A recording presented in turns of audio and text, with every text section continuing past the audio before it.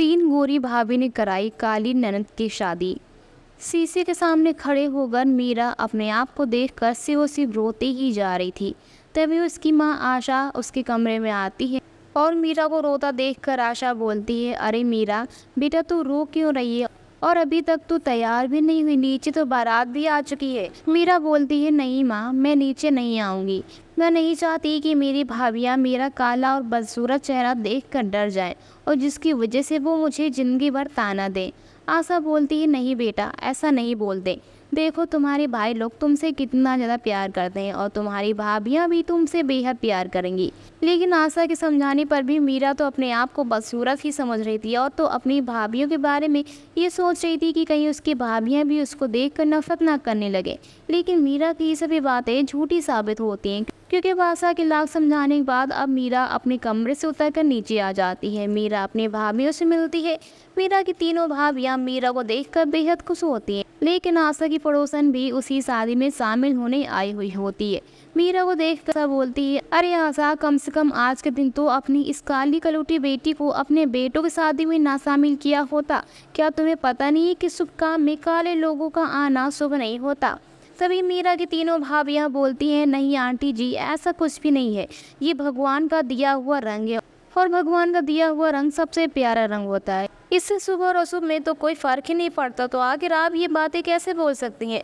और मीरा की भाभियों की ऐसी बात सुनकर आशा की पड़ोसन चुपचाप वहाँ से चली जाती है। अपनी भाभियों की बात सुनकर मीरा बेहद खुश होती और तो मीरा मन ही मन में ये सोच लेती है कि मतलब उसकी भाभियाँ उससे बेहद प्यार करती हैं। लेकिन आखिर उसकी भाभियाँ उससे कब तक का ही प्यार करेंगी, क्योंकि उसके रोज काले चेहरे को देखकर उसकी भाभियाँ को भी उससे नफरत हो जाएगी। शादी होने के बाद मीरा की सभी भाभियाँ एक एक करके मीरा के कमरे में आती हैं और मीरा के लिए अपनी तरफ से तोहफे भी देती हैं, जिसमें कि मीरा के लिए खूब अलग अलग कलर की चूड़ियाँ रहती हैं। मीरा चूड़ियों को देखकर बेहद खुश होती है, लेकिन एक तरफ मीरा रोने भी लगती है। मीरा को रोता देखकर उसकी भाभियाँ उससे पूछती हैं, मीरा तुम रो क्यों रही हो, क्या तुम्हें हमारी चूड़ियाँ पसंद नहीं आई।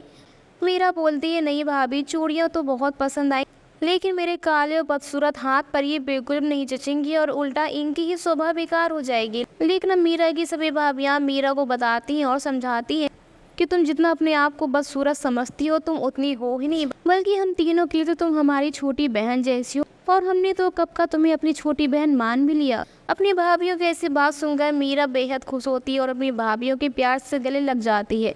जैसे जैसे समय गुजरता गया आसपास के सभी लोग मीरा का काला रंग देखकर वो एकदम मीरा का मजाक उड़ाने लगे, जिसकी वजह से मीरा अपने आप को एक कमरे में बंद करके ही रखती थी और ना ही घर से बाहर जाती थी। एक दिन मीरा की तीनों भाभियाँ उसके पास आती हैं और बोलती हैं, चलो ननद जी शॉपिंग करने चलते हैं। लेकिन मीरा साफ साफ मना कर देती है, नहीं भाभी मेरा मन नहीं है और ना ही मैं अपने ऐसे काले और बदसूरत रंग को लेकर कहीं बाहर जाऊंगी। अब मीरा की भाभियाँ तो मीरा को बहुत ज़्यादा समझाती हैं और तो मीरा की माँ आशा भी वहाँ पर आ जाती है और तो बोलती है, मीरा बेटा जब तुम्हारी भाभियाँ इतना बोल रही हैं तो चली जाओ, आखिर तुम अकेले थोड़ी जा रही जो सभी लोग तुम्हारा मजाक उड़ाएंगे। और जैसे तैसे करके मीरा अपनी भाभियों के साथ बाहर चली जाती है। लेकिन रास्ते में तो लोग मीरा का काला रंग देखकर उसके ऊपर हंसने लगती है और तरह तरह के ताने मारते हैं।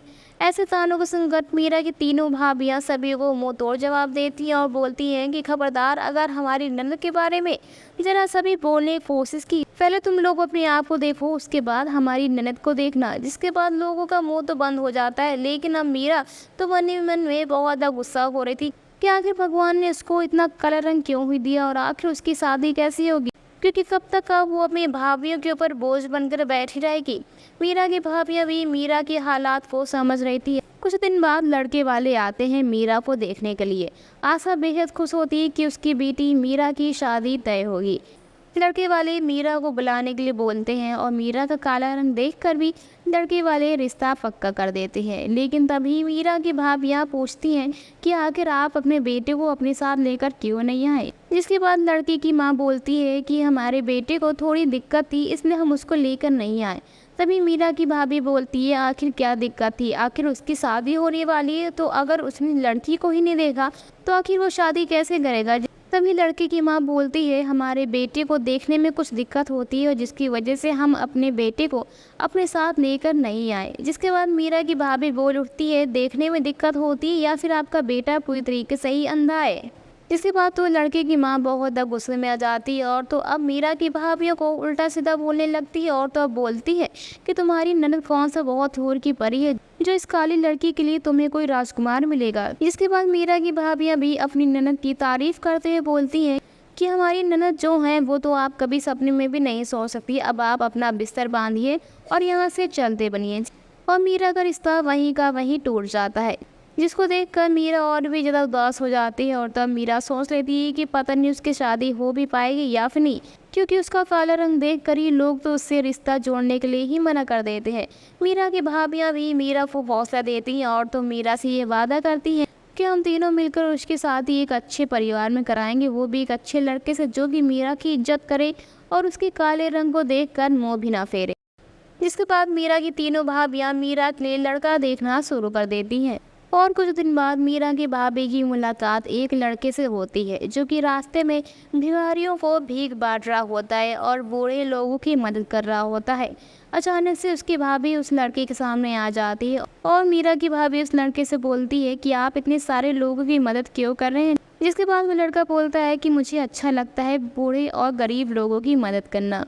मीरा की भाभी बोलती है कि आपसे मिलकर मुझे काफ़ी अच्छा लगा और आप जैसे लोग तो दुनिया में बहुत ज़्यादा कम मिलते हैं। समय गुजरने के साथ ही मीरा की भाभी और वो लड़का रोहित एक दूसरे को काफ़ी अच्छे तरीके से जानने लगे। एक दिन रोहित मीरा की भाभी से मिलने उसके घर पर आता है और जब मीरा की भाभी घर पर आकर रोहित देखता है मीरा को, तब तो रोहित मीरा पर फिदाई हो जाता है, क्योंकि मीरा का रंग रूप जैसा भी था लेकिन उसके बोलने का तरीका बहुत ज़्यादा अच्छा था और जो कि मीरा ने रोहित की इतनी ज़्यादा रिस्पेक्ट की उसके घर में। इसको देखकर तो रोहित बेहद खुश भी होता है और रोहित तो तुरंत के तुरंत ही मीरा की माँ आशा से मीरा का हाथ मांग लेता है, जिसको देखकर तो मीरा की तीनों भाभियाँ ही बेहद खुश होती हैं और तो मीरा की शादी की तैयारियाँ भी शुरू हो जाती हैं, क्योंकि मीरा को क्या ही पता था कि कोई लड़का जिसकी मुलाकात उसकी भाभी से होगी और वो इस कदर मीरा की ज़िंदगी में आएगा, ये तो कभी मीरा ने सोचा भी नहीं था। जिसके बाद मीरा अपनी तीनों भाभियों का बहुत ज़्यादा शुक्रिया अदा करती है और तो अब अपनी शादी के लिए तैयार भी हो जाती है। मीरा की तीनों ही भाभियाँ मीरा को बहुत अच्छे से तैयार करती हैं और मीरा का बहुत अच्छे से मेकअप भी करती हैं, जिसकी वजह से मीरा एक हूर की परी से कम नहीं लग रही थी।